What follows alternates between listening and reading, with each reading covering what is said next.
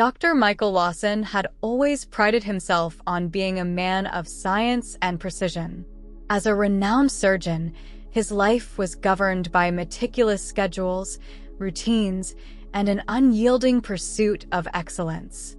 His days were filled with the hustle and bustle of hospital life, and his nights were spent poring over medical journals.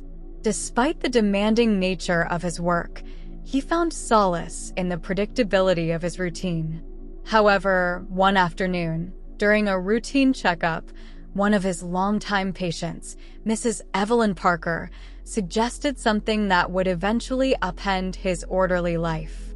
"Dr. Lawson, you should really consider buying a house in my neighborhood," she said with a twinkle in her eye. "There's a charming Victorian house just a few blocks from mine that's up for sale. I think you'd love it." Michael chuckled at the notion. "Mrs. Parker, I hardly have time to think about real estate," he replied, shaking his head. But Mrs. Parker was persistent. "Just take a look, Dr. Lawson. Trust me, it's perfect for you. It has history, character, and a certain charm that's hard to find these days." Intrigued by the elderly woman's enthusiasm, Michael decided to humor her. He arranged a viewing the following weekend. As he drove through the tree-lined streets of the suburb, he couldn't help but feel a sense of tranquility. The neighborhood was picturesque, with well-kept gardens and friendly neighbors who waved as he passed by. When he arrived at the house, he was immediately struck by its beauty. The Victorian architecture, with its ornate woodwork, grand staircase, and spacious rooms filled with natural light, was enchanting. As he stepped inside, he felt an inexplicable connection to the place. It was as if the house was whispering to him, urging him to make it his own. Without much hesitation, Michael decided to buy the house. A few weeks later, on a crisp autumn morning, he moved in. Between unpacking and settling in, he found himself drawn to the attic.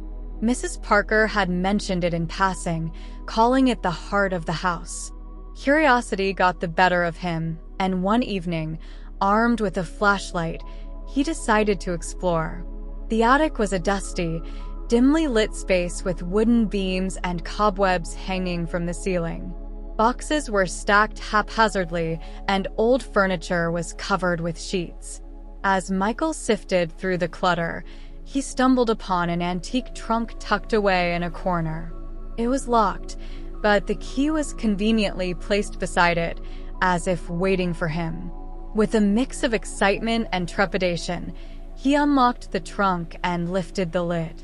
Inside, he found an array of old photographs, letters, and journals. The photographs depicted a family from the early 1900s, their faces beaming with joy. The letters, yellowed with age, told stories of love, hardship, and resilience. One journal, in particular, caught Michael's attention.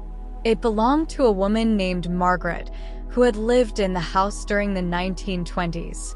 As he read through her entries, he discovered that Margaret was not just a homemaker, she was also an aspiring writer. Her words painted vivid pictures of her dreams, struggles, and the vibrant life she had led. Margaret's most compelling entries were about a love affair with a man named James, a traveling artist who had visited the town. Their love story was passionate and tumultuous, filled with stolen moments and heartfelt letters. But as Michael read on, he learned that their story had a tragic ending. James had to leave for Europe, and Margaret, heartbroken, never saw him again. As the nights turned into weeks, Michael found himself captivated by Margaret's story. He felt a deep connection to her, as if he had known her personally. Her words inspired him, and he started to wonder if fate had led him to this house for a reason. One evening, while flipping through the journal, he found a small, folded piece of paper tucked between the pages. It was a letter from James, written shortly before he left. In it, He professed his undying love for Margaret and expressed his hope that they would one day be reunited. Deeply moved, Michael decided to honor Margaret's memory. He reached out to a local historical society and shared her story. Together, they organized an exhibition showcasing her journals, photographs, and letters. The event drew visitors from all over, and Margaret's story touched many hearts. But the journey didn't end there. As Michael delved deeper into Margaret's life, he discovered more about her family and the town's history. He learned about her parents, who had built the house in the late 1800s, and her siblings, who had moved away to start their own lives. Each new discovery added another layer to the story, enriching his connection to the house and its former inhabitants. Michael also began to explore the town, visiting the places Margaret had written about in her journal. He walked along the riverbank where she and James had shared their first kiss, sat on the bench in the park where they had spent countless afternoons, and even visited the old train station where James had boarded the train that took him away. Each location brought Margaret's words to life, making her story even more real and poignant. In the process, Michael made new friends and became an active member of the community. He joined the local historical society, volunteered at the town's museum, and even started a book club dedicated to exploring historical fiction and memoirs. Through these activities, he not only honored Margaret's legacy but also found a sense of belonging and fulfillment that he had never experienced before. One day, while sorting through more of the attic's treasures, Michael came across an old, leather-bound book. It was a manuscript of a novel Margaret had been working on but never finished. The story was a fictionalized account of her own life, with richly drawn characters and vivid descriptions of the town and its people. Michael was amazed by her talent and felt a renewed sense of purpose. Determined to see Margaret's work published, he contacted a literary agent and shared the manuscript. The agent was equally impressed and agreed to represent the book. After months of editing and preparation, Margaret's novel was finally published, bringing her dream to life. The book received critical acclaim and became a bestseller, touching the hearts of readers around the world. Through this unexpected journey, Michael not only uncovered a piece of history but also found a sense of purpose beyond his surgical career. He started writing in his own journal, chronicling his experiences and reflections. And in those quiet moments, with pen in hand, he felt a connection to Margaret, as if she were guiding him through the pages of his own life.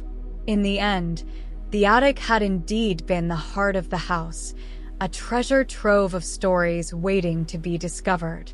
And for Dr. Michael Lawson, it became a place of inspiration, reminding him that sometimes the most unexpected journeys lead to the most profound discoveries. As time passed, the house became a symbol of Michael's transformation. What had started as a simple purchase based on a patient's recommendation had turned into a life-altering adventure. Michael's journey taught him the value of stepping outside his comfort zone, embracing the unknown, and finding beauty in the unexpected. The house, with its rich history and hidden treasures, had brought new meaning to Michael's life. It reminded him that every place has a story, every person has a past, and sometimes the most ordinary things can lead to the most extraordinary experiences. And so, Dr. Michael Lawson continued to live in his charming Victorian house, cherishing the memories, stories, and connections that had made it a true home. Thank you so much for watching this story. I put a link down below about something very interesting you'll like. Go check that out. Subscribe for more daily content. See you on the next one.